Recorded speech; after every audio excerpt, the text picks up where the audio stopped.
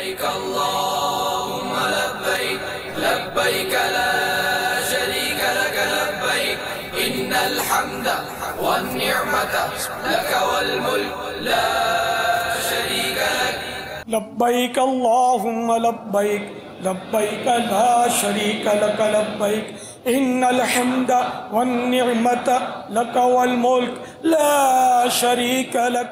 شکر خدا کہ آج گھڑی اس سفر کی ہے،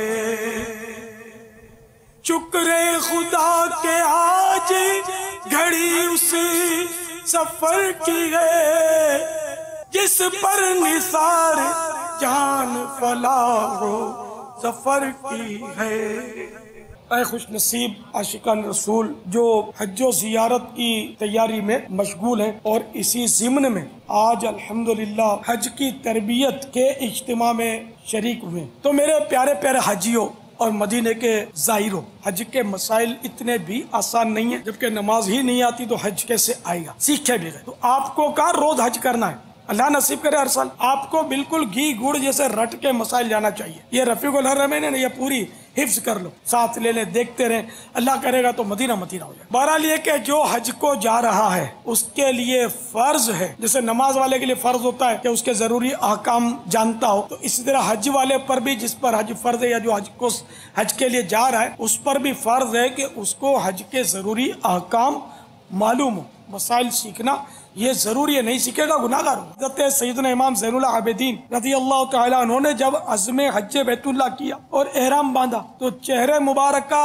پیلا پڑ گیا، زرد ہو گیا اور لبیک نہ کہہ سکے۔ لوگوں نے عرض کی آپ لبیک نہیں پڑھتے؟ فرمایا مجھے ڈر ہے کہیں جواب میں لا لبیک نہ کہہ دیا جائے۔ عرض کی گئی احرام باندھ کر لبیک کہنا ضروری ہے۔ آپ رضی اللہ تعالیٰ عنہ نے لبیک پڑھی تو بے ہوش ہو کر سواری پر سے زمین پر گر پڑے۔ سنبھل کر پاؤں رکھنا حاجیوں، شہر مدینہ میں کہیں ایسا نہ ہو سارا سفر بیکار ہو جائے۔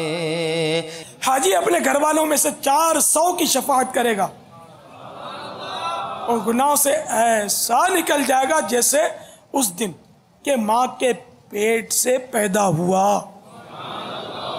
ہمارے یہاں یہ ایک رواج ہے یا رجحان ہے کہ جب حاجی جا رہا ہوتا ہے تو ایک فیملی بھی جا رہی ہوتی ہے، تو یہاں مطلب کہ خاندان اور محلے والوں کو اطلاع دی جاتی ہے کہ ہم جا رہے، تو وہ ایک دن سارے کے سارے ملنے کے لیے آ جاتے ہیں۔ اس میں یہ ہوتا ہے کہ ذرا ملاقات بھی ہو جاتی ہے، دعا سلام ہو جاتی ہے، معافی تلافیوں کا بھی سلسلہ رہ جاتا ہے، ایک ہمارا چلا۔ تو کیا یہ کرنے سے کیا یہ ریاکاری یا کوئی حبے جا کے حکم میں آ جائے گا؟ یہ حج مبارک کا بورڈ لگانا ریاکاری نہیں ہے، کیوں لگایا اپنی نیت پر غور کر۔ اسی طرح ملاقات کے لیے جمع کرنا اپنے دل پر غور کر لے۔ اب لوگوں کو جمع کرتا ہے اس لیے جمع کرتا ہے تاکہ لوگ مجھے حاجی صاحب کریں، مجھے تحفے دیں، میری واہ واہ کریں، میری عزت ان کے دلوں میں بڑھے۔ یہ سب ریاکاری کی طرف لے جا رہی ہے یہ نیتیں۔ اگر یہ نیتیں نہیں ہیں اور اچھی نیتیں ہیں، مثال کے طور پر بعض رشتہ دار ایسے ہوتے ہیں کہ اگر ان کو نہ بتایا تو یہ ناراض ہو جائیں گے، تو اب مسلمانوں کو بغض و کینے سے، ناراضی سے بچانا ضروری ہے۔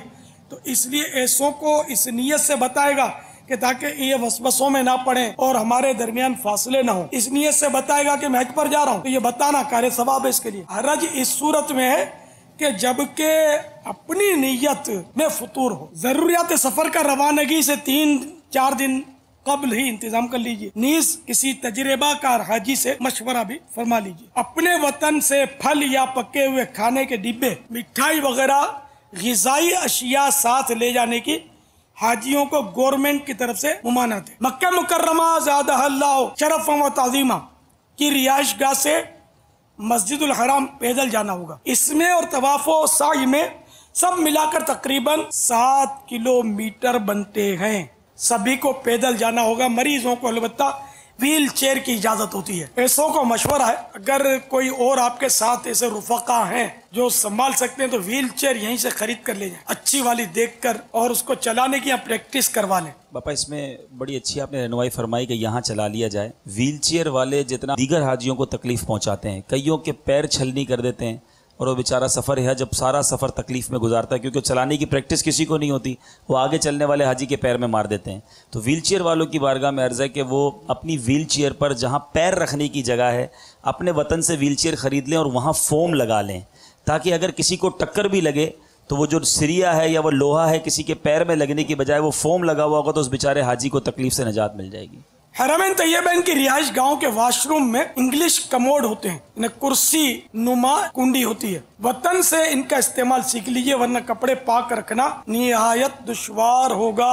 قانون کے مطابق تمام سفری کاغذات بہت پہلے سے تیار کروا لیجئے، مثلا ہیلتھ سرٹیفکیٹ، یہ آپ کو حاجی کیمپ میں گردن توڑ بخار کا ٹیکہ لگوانے اور پولیو ویکسین کے قطرے پلائے جانے کے بعد ملے گا. اگر اس میں کسی قسم کی کمی ہوئی تو آپ کو جہاز پر سوار ہونے سے روکا جا سکتا ہے یا جدہ شریف کے مطار پر بھی رکاوٹ پیش آ سکتی ہے. لبیک اللہم لبیک لبیک لا شریک لک لبیک ان الحمد والنعمت لک والملک لا شریک لک لبیک اللہم لبیک لبیک لا شریک لک لبیک ان الحمد والنعمت لك والملك لا